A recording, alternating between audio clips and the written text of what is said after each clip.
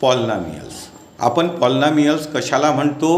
आपल्याला ऑल्जेब्रिक एक्सप्रेशन दिलेले असेल आणि त्याच्यामध्ये व्हेरिएबलचा जो पॉवर आहे तो पॉझिटिव्ह इंटिजर ऑर 0 असेल तर त्याला आपण पॉलिनॉमियल म्हणतो. आता इथे बघा, व्हेरिएबल x वापरलेला आहे x² + 7x + 9. इथे व्हेरिएबलचा पॉवर 2 पॉझिटिव्ह इंटिजर आहे, इथे व्हेरिएबलचा पॉवर 1 पॉझिटिव्ह इंटिजर आणि इथे ही कॉन्स्टंट टर्म, इथे व्हेरिएबलचा पॉवर काय आहे 0.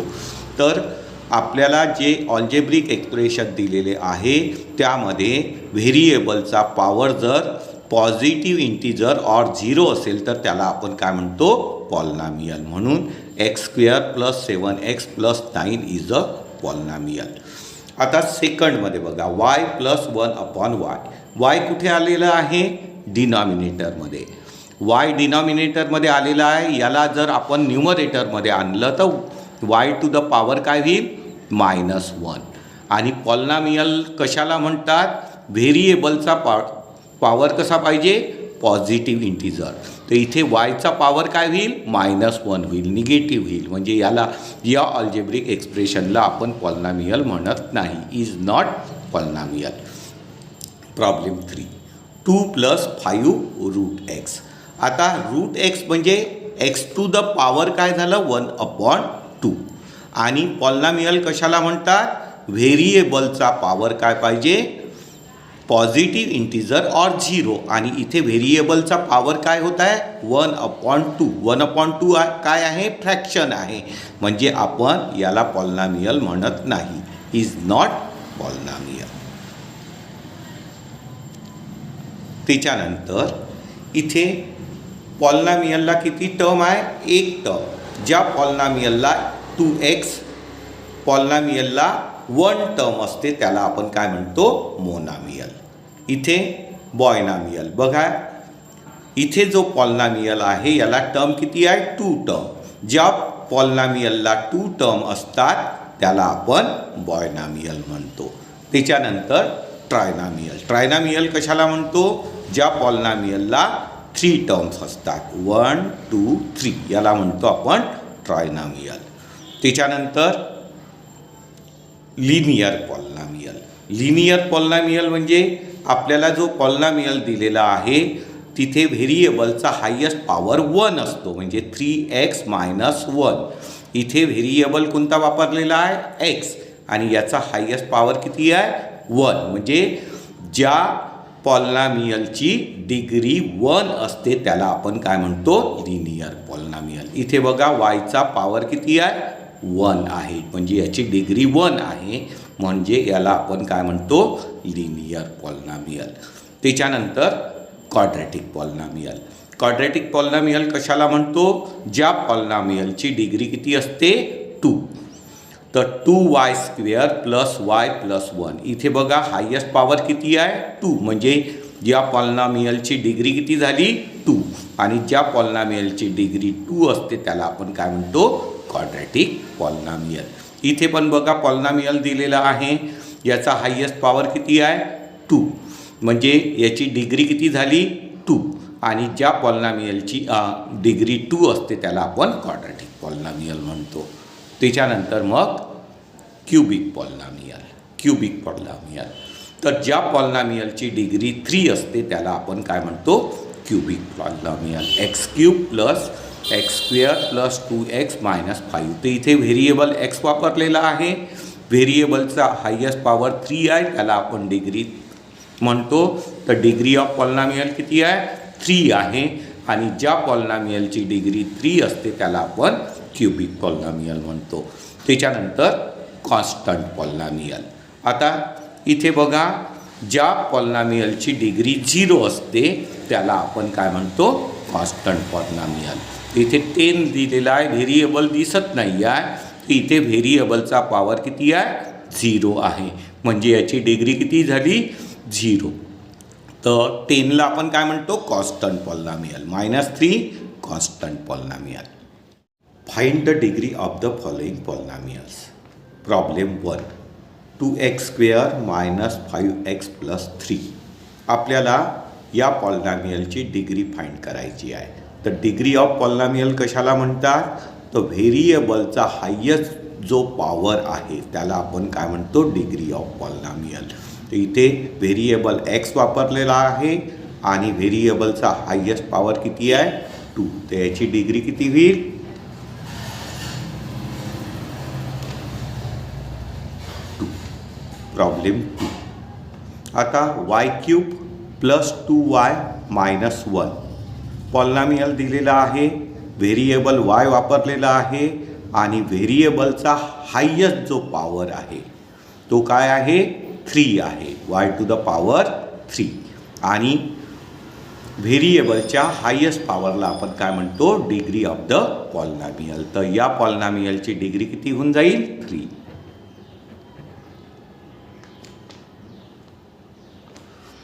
प्रॉब्लेम 3 -9.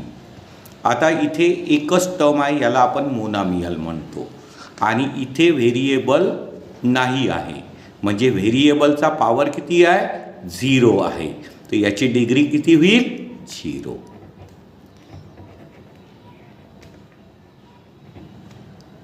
आणि इथे प्रॉब्लेम 4z - 3. आता या पॉलिनॉमियलमध्ये व्हेरिएबल z वापरलेला आहे आणि व्हेरिएबलचा हायेस्ट पॉवर किती आहे? 1. तर मग या पॉलिनॉमियलची डिग्री किती होईल? 1.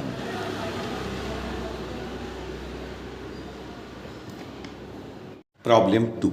Write the polynomials of degrees 1, 2 and 3. तर डिग्रीज ऑफ पॉलिनॉमियल आपण कशाला म्हणतो? व्हेरिएबलच्या हायेस्ट पॉवरला आपण डिग्री ऑफ पॉलिनॉमियल म्हणतो. तर आपल्याला डिग्री 1 असलेला पॉलिनॉमियल राईट करायचा आहे. तर 4x इथे बघा व्हेरिएबल x वापरला आहे, याची डिग्री 1 आहे, याचा पॉवर 1 आहे, म्हणजे या पॉलिनॉमियलची डिग्री 1 झाली. 3x - 7 इथे पण व्हेरिएबल आपण x वापरलेला आहे आणि याचा हायेस्ट पॉवर किती आहे? 1, म्हणजे याची डिग्री किती होईल? 1. आता डिग्री 2 x² + 3x + 5. आता इथे बघा व्हेरिएबल आपण x वापरलेला आहे आणि व्हेरिएबलचा हायेस्ट पॉवर किती आहे? 2. तर या पॉलिनॉमियलची डिग्री किती होईल? 2. 3x² - 2x + 7 इथे पण व्हेरिएबल आपण x वापरलेला आहे आणि व्हेरिएबलचा हायेस्ट पॉवर किती आहे? 2. मग या पॉलिनॉमियलची डिग्री किती होईल? 3. आता डिग्री 3 पॉलिनॉमियलची, तर मग काय लिहावं लागेल? x³ - 4x² + 7x - 3. आता इथे बघा व्हेरिएबल आपण x वापरलेला आहे आणि व्हेरिएबलचा हायेस्ट पॉवर किती आहे? 3 आहे, म्हणजे या पॉलिनॉमियलची डिग्री किती होईल? 3 होईल. 4x⁴ - 7.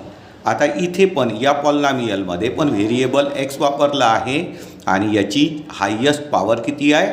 3, म्हणजे या पॉलिनॉमियलची डिग्री किती होऊन जाईल? 3. प्रॉब्लेम 3.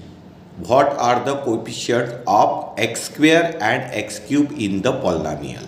आपल्याला पॉलिनॉमियल दिलेला आहे x⁴ - 3x³ + 6x² - 2x + 7. आणि इथे बघा x² याचा कोएफिशिएंट किती आहे? 1. x³ याचा कोएफिशिएंट आहे -3. x² याचा कोएफिशिएंट आहे 6. x याचा कोएफिशिएंट आहे -2 आणि कॉन्स्टंट टर्मचा कोएफिशिएंट आहे 7. तर आपल्याला काय लिहायचं आहे? What are the coefficient of x²? The coefficient of x²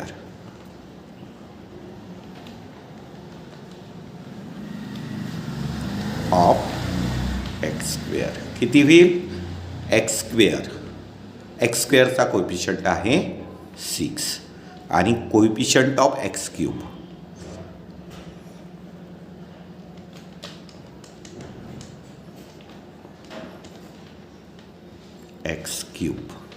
तर x³ ची ही टर्म आहे. x³ चा कोएफिशिएंट किती होईल? -3. Problem 4. What is the coefficient of Z in the polynomial. Polynomial आपल्याला दिलेला आहे 4z³ प्लस 5z² मायनस 11. आता z³ कोएफिशियंट आहे 4, z² कोएफिशियंट आहे 5. झेडची टर्म दिलेली नाही आहे म्हणजे झेडचा कोएफिशियंट किती राहील 0. Coefficient of Z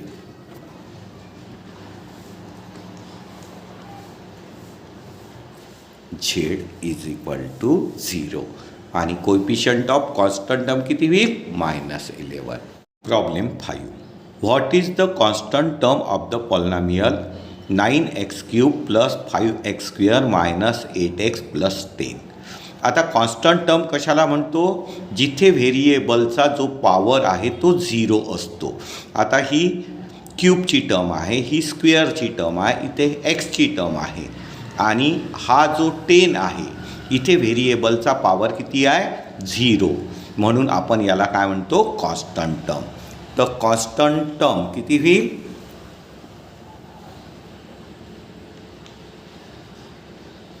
is equal to 10 ही कॉन्स्टंट टर्म आहे.